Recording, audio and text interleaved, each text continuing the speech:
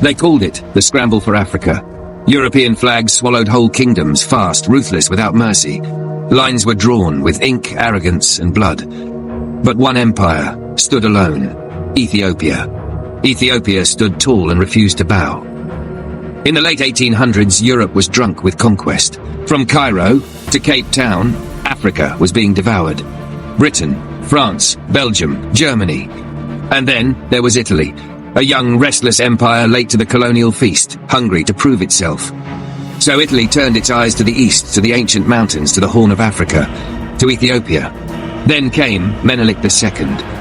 Not a tribal chief, not a mere warlord, but a king with a nation, a vision, and a spine made of iron. He signed the Treaty of Wuchale in 1889. They signed one treaty, but it was written in two languages.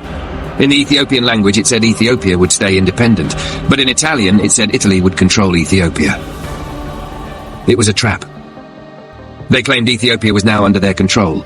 Menelik saw the lie, and he did not kneel. Instead, he armed the nation. Rifles, spears, mountains of steel, and defiance. And at his side, a woman of fire, Empress Taytu. She led 5,000 warriors of her own, a queen but also a general. She tore the treaty in front of the Italians and said, if they want Ethiopia, they will have to take it by force. In March 1896, the hills of Adwa trembled. The Italians brought 18,000 men, cannons, maps, confidence. But Ethiopia brought an army of unity. Over 100,000 strong, brave men and women ready to fight and die for their land. From every corner of the land, Amhara, Oromo, Tigray, and Guraj, they didn't come for glory. They came to protect the heart of their nation. The Battle of Adwa exploded at dawn. Gunfire split the sky, spears whistled through dust, steel met flesh, and flesh stood its ground. Cavalry thundered. Waves of warriors crashed against the Italian sides, ambushes, horns, fire. And when the sun rose higher, Italy was falling apart. Over 7,000 Italian soldiers never made it home. Another 3,000 were captured. Their dream of empire shattered at Ethiopia's feet.